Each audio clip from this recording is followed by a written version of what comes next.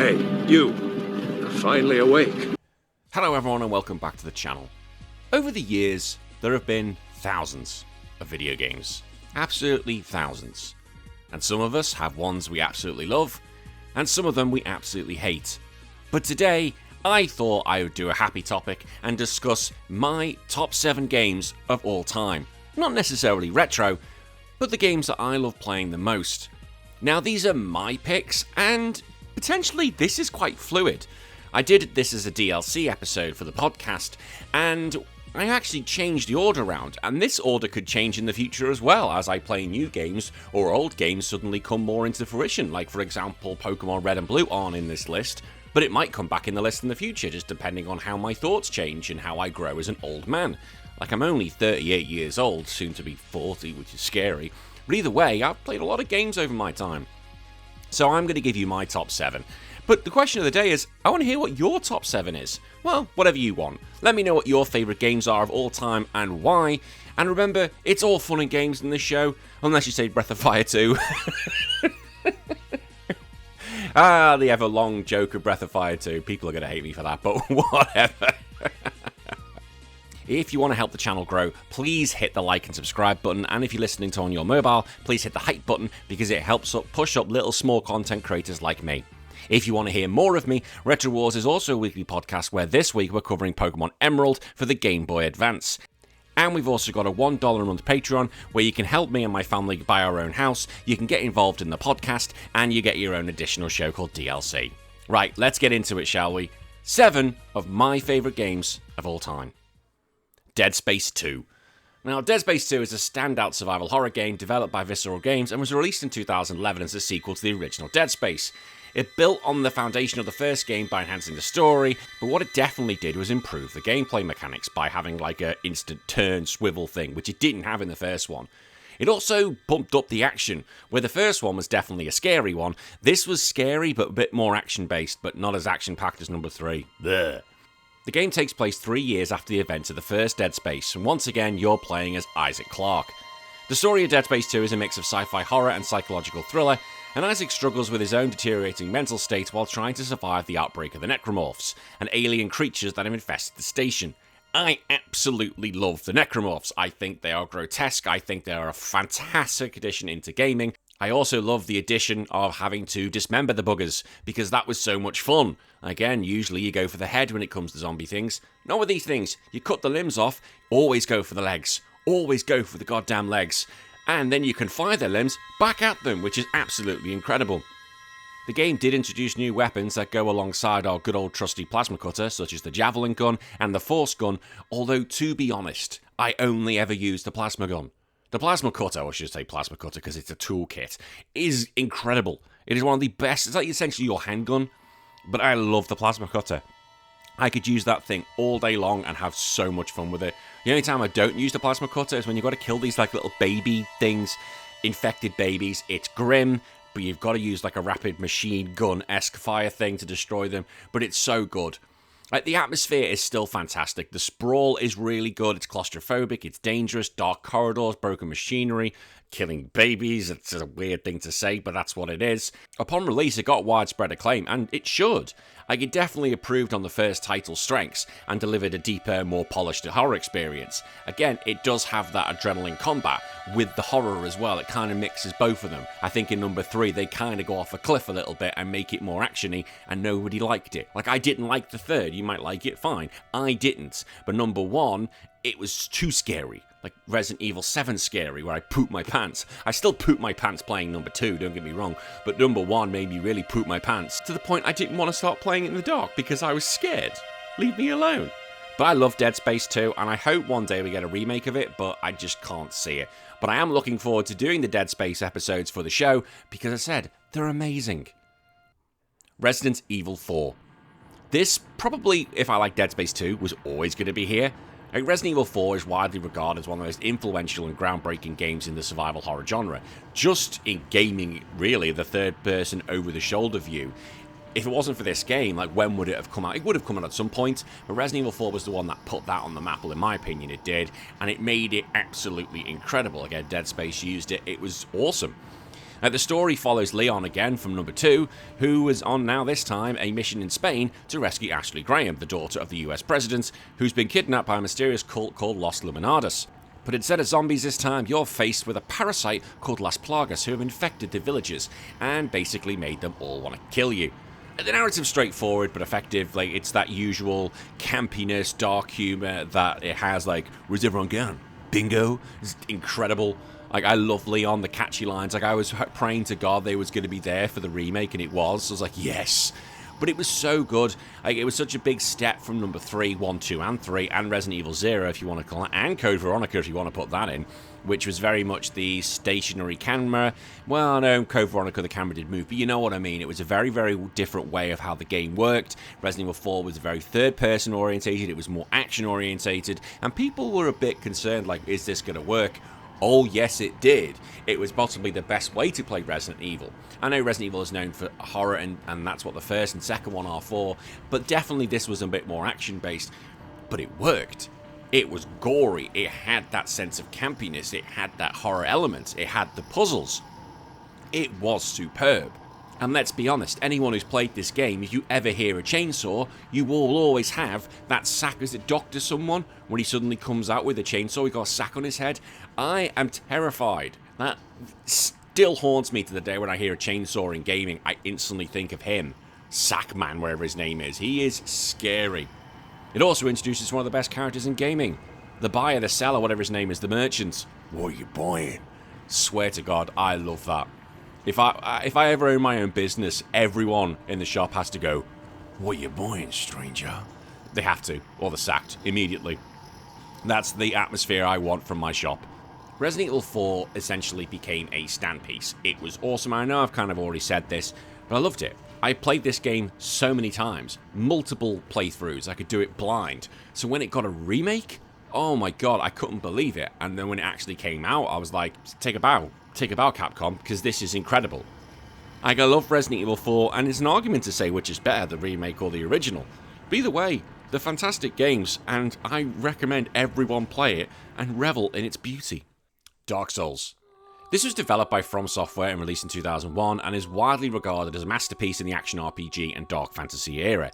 Now, it's hard. We all know if you walked into a Dark Souls game, it's hard. And for me, when I first started playing this, I was at a shop called B.com, and I was there just putting games away, and I saw the video, we had video trailers up, and all of a sudden I saw this on the TV, and what the hell's that? And a mate said, oh, it's called Dark Souls. Have you ever heard of Demon Souls? And I was like, no, not heard that. Because I hadn't played those sort of games before, and he said, mate, you need to see this. So I just bought it. Didn't see anything else, just apart from the opening cinematic, and I went, okay, I bought it. And instantly saw the first monster, the skeletons, and from the not the Undead Burg, when you're in the prison, and I literally got my ass whooped. I was like, what? No, because I realised this game is hard. You don't take on multiple enemies, unless you know what you're doing. And I fell in love with Dark Souls. I fell in love with its combat. I fell in love with the lore. Like, you take the role of the undead. You're a cursed warrior tasked with this ambiguous quest. Really, the lore's there. You got to go find it. It's very cryptic. But it produced some of the best bosses in gaming.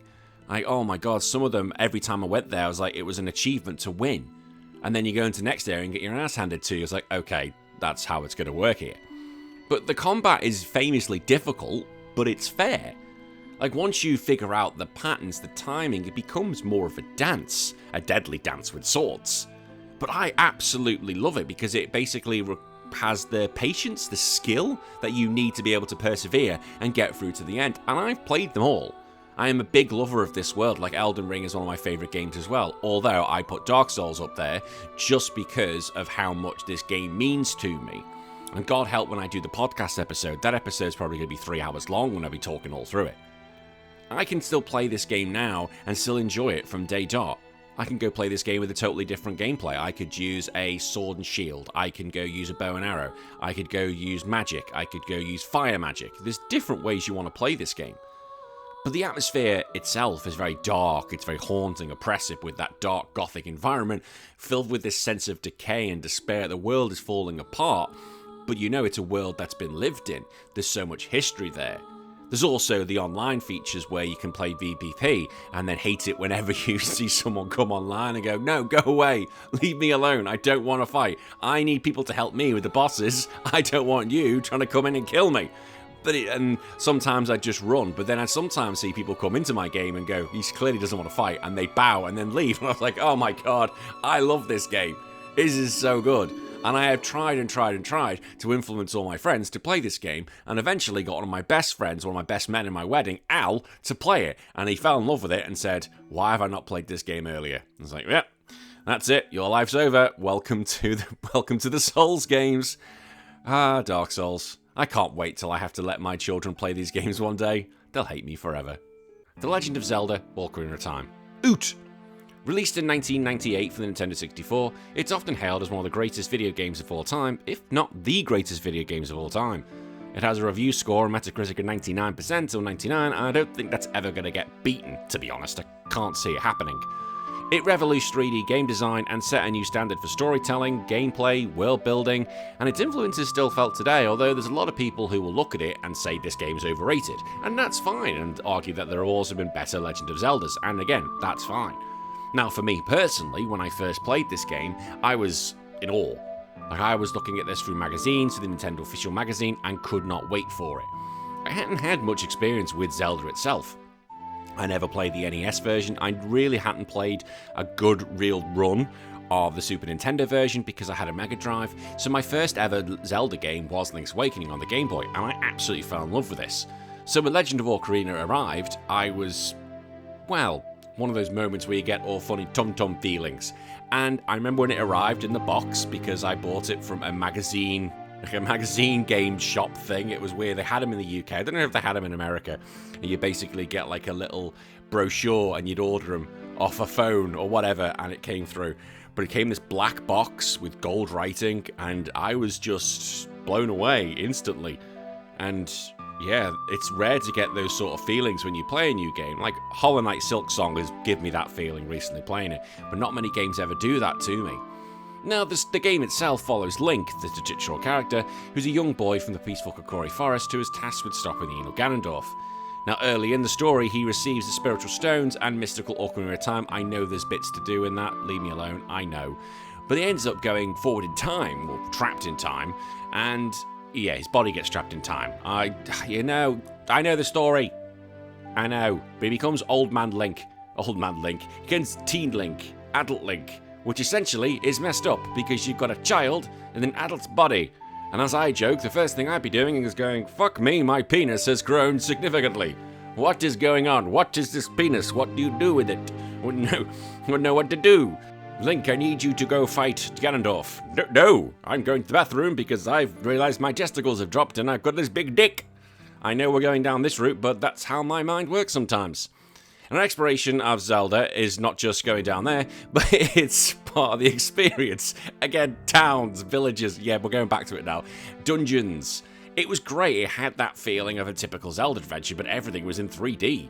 Like, I loved the game's dungeons, I thought they were great, and each one had their own special items. For example, you get the hook shot, you get the bow, which you have to use in first person, you got time travel, which adds a layer of depth. Like, there's a dungeon at the end where you have to use time travel, and things happen in the past, then happen in the future. I loved it. Having to switch between young and adult Link, it was awesome. The soundtrack was incredible as well, and some of those songs have stayed with me ever since. I played actually some of them at my wedding day via piano version. That was the only way my wife was allowing some of these tracks, was that if I found piano versions of them. Like, visually, you could argue that it was not the best version because the 3DS version came out, which kind of smoothed over a lot of the things, and when you play the original, it's kind of like, ugh. But at the time, it was awesome. Like, nobody can look back at that and saying it wasn't a good-looking game. Like, it really set the standard. And many Zelda games now have gone on to improve graphically, but this was the one. And people have heard, oh, should we make a remake of it? I don't think it does need another remake. I think it's already had that, and that should be the last of it. I think personally you should build on that more, because The Legend of Zelda: Ocarina of Time from a Zelda fan point of view, or story-wise, is where the timeline branches off into 3 different directions, and I think you should focus more down that route. And I think you should focus on the Link that was in Ocarina of Time, that was in Majora's Mask, that was eventually a dead skeleton. Which one? The one with the wolf. Twilight Princess, that one. Yeah, he's a dead skeleton. There we go. And he's a bitter dead skeleton, which I think's hilarious. But I think we should do more on that side of the world, the timeline. I think that'd be cool. Like, I've played this again recently. I had to when my son was being born. When Goten was literally about to be born, I picked it up again and played through it on the 3DS because I was going to be covering it for episode 200 of the podcast, which will be coming out at Christmas time. And it was great to be doing this. And I remember when my little son was born, I know this is a bit of a side story, my son was born and he was asleep at the hospital with a wife asleep, and I whipped out my 3DS and it was just a magical time. It was very quiet. There was the odd beeping going around. It was about 2 a.m. and I just played it. Just gently had the music going from The Legend of Zelda and just looking at my family. And it was one of those times where I'll always remember it.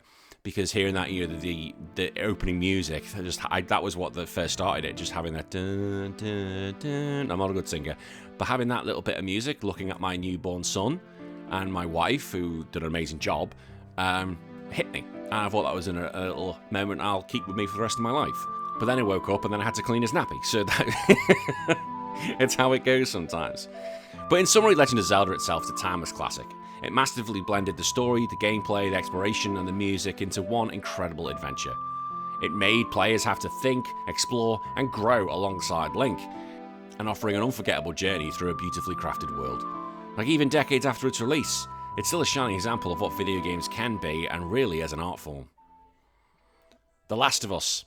Now, this is the one that kind of twisted between number 2 and number 3, so this was originally my second best game, but I've now put it as number 3. It was developed by Naughty Dog and released in 2013, and is widely regarded as one of the most impactful and emotionally resonant games of its generation. It has that survival horror, that action, that narrative-driven gameplay, and definitely set a new standard for storytelling. Like, I can't lie, the opening first 20 minutes of that game, 10 minutes, 20 minutes, however long the intro sequence is, I had to put the controller down. I was like, fuck. Oh my god. I know if you've seen the TV series, you know exactly what I'm on about. But that opening scene, you play as in the game, and I was like, holy shit, that is a way to start a video game. Very impactful. Now, the story takes a big jump from there and follows Joel, who's a hardened survivor in that post-apocalyptic America that's been devastated by a fungal infection and basically turns humans into these deadly infected creatures. Joel is tasked with escorting Ellie, a teenage girl who is actually immune to the infection, and he has to take her from point A to point B, make sure she gets safe, because she could be the future to fixing humanity. Now, unlike traditional survivor games like a Resident Evil, that usually focuses on scares and combat, this is a bit different, because this focuses, yes, there's the scary bits and the combat, but this focuses on the character development storytelling. Like, the relationship between Joel and Ellie is amazing, because it's actually nuanced and believable. Like, there's moments of tenderness, moments where they're arguing, and it definitely starts off as two people who really don't like each other, into a father-daughter dynamic, which I still love. I think is wholesome. I'm not saying that's a relationship I want with my daughter, because I don't want us to be going through an apocalyptic world, because that'd be creepy. Now, unlike games such as Resident Evil, where you can, like Resident Evil 4, where you can go in all guns blazing, that's not the way to do it here. Here, you need to be strategic. You need to be able to craft items, because you don't want to be going against the clickers, the infected, because they will mess you up. You want to try and make little bombs that you can find, and like nail bombs, and plant them round. You want to try and stealth and be able to do a one-hit kill on the human enemies that come after you. The environment themselves is incredible, because it really shows a world that has been taken over by nature. Since the collapse of civilization, nature's coming back. And I love just seeing what, the mix is, and they've done it really well. Because it made me think, like, what would happen to the world if it suddenly ended tomorrow? How long would it be until nature decided to take it all back? And it does it so well. Like, each area you go to has that sense of exploration. You want to go look at every single bit, but at the same time, you've got to be careful, because you don't know what's around the corner. You've got to remember, you've got to scavenge, you've got to find, essentially, equipment, ammo, tool crafting bits. But you're always on edge, you're always thinking, there's no safety here. Something and anyone is trying to kill you. It also has incredible sound design and score, which definitely helps with the storytelling and atmosphere. Like, I love some of the story in this. There are some moments where I'm genuinely heartbroken. Like, there's characters you find and then unfortunately leave your party for whatever reason. And the decisions that are made by characters have a huge impact not just on them, but also on the world around them. Like, we all know it was praised for its gameplay. It's been remade every other way. PS4 remaster, PS5 remake, we got the HBO TV show, which I enjoyed the first season. But then apparently the second game went off a cliff, and I've never played the second game. It's still sat there. I'm scared to play it. That's why I'm scared to play it. I haven't watched the second season of The Last of Us. I'm scared because I don't want to ruin what was there from the first season. I know exactly what happens. I know the spoiler, but I don't want it because I love it so much. I really, really do. But I love The Last of Us and potentially can go back to it time and time again. And even my wife, who's not a big gamer, liked the TV show and said, "Is that what the game's like?" And I went, "Yeah, pretty much. It's got it spot on. I thought it was a great adaptation of it." And she said, maybe one day I might give it a go. She won't. She's lying. Hollow Knight. Developed by Team Cherry and released in 2017, it's an indie action-adventure game that captivated players with beautiful hand-drawn art, challenging gameplay, and an atmospheric world. Now, originally, this was my number 3, but I wonder why, I wonder what may have influenced it to be playing the series recently a lot, enjoying it even more, and putting it back to number 2. Yeah, Silksong, absolutely incredible. Silksong will probably come on this list. I'm still quite early, I am struggling. I've just beaten the ants, okay? That's where I'm up to at the moment. I don't get much time to game as much as I want because of the baby. However, I'm just past the ants. People could probably say it's still too early. I understand that completely. Either way, Hollow Knight was praised as a standout example of a Metroidvania genre, and it had that exploration, the combat, and the storytelling in a very deeply engaging experience. I love Hallownest. I thought Hallownest was great, this vast kingdom that was run by insects, but it was kind of all falling apart, and you're trying to figure out what's going on, and why this infection's building, and why all the people are going mad. And I loved it, the lore was there, you just had to go find it. Again, it's a very Dark Souls thing, although there's more in it than Dark Souls in the sense of more is shown at your face. But it was still there, and I was captivated by all of it, hearing about the Radiance, hearing about the Grim Troop, all the different characters, Hornet's backstory. It was incredible. I loved it. I loved doing the exploration. I loved going around as the Knight, this little vessel who somehow escaped out of the void and somehow now has existence. I loved him trying to, well, him, her, you don't know, it's genderless. Trying to find out what you are and what this world is, and trying to save this world. The combat is incredible. Like some of the combats, like the fight against the Mantis Queens, Mantis leaders, the 3 of them, that was one of the best fights I've ever had in gaming. Like, some of these boss fights are just so cool, they're so intense and memorable. And again, it's the sort of thing you have to learn their cues and adapt, but the difficulty has that thing with Dark Souls. It is hard, but it's fair. Actually, it's a difficult dance. It's a dance with blades, or nails in this sense. The game also had a robust progression system, and you had charms, which were like these equipable items that help modify the knight's abilities and the stats, and you can basically do it to your own playstyle. The atmosphere and the art direction were incredible. It's so good. Like, these hand-drawn visuals are stunning, and considering there's only 3 people, which was insane. I know obviously that the soundtrack was done by someone else as well, but the soundtrack I've had many a time. I got some of them on my running track. They're so good. I remember I finished the game. I beat the Hollow Knight. I know that's the first ending. I beat the Hollow Knight when I was on the train. I was on the train home from Sydney. And just as you're defeating the Hollow Knight and the music just suddenly kicks in and ramps up, I was like blown away. Thank God I had my headphones on, because I would have hated to play that without any sound, to not take that moment in. It was a sensation. And I finally beat the Grim Troop, the final boss of the Grim Troop DLC, when I was at Sydney Airport. And I remember my wife was trying to talk to me, and I'm like, shut the And when I beat it, I actually got up out of my seat and was like, get the fuck in! Yes! I was so happy I beat this boss, because it was so bloody hard. But I love the mysteries of this game. I love that there's always something for me to discover. I love the Dung Defender. And playing Silksong again now, it's just like I've gone off into this world again. And the whole world is coming alive, and I'm now finding out Hornet's adventure and facing these new bosses with new abilities. I'm like, hang on, I can't pogo stick like I used to. I'm now diagonally pogo sticking. And all things I have to learn. I have that joy when people don't even know what Hollow Knight is. I said, just go play it. It's a few bucks. Just go see what you think. And then when they come back to me and said, yep, that was incredible.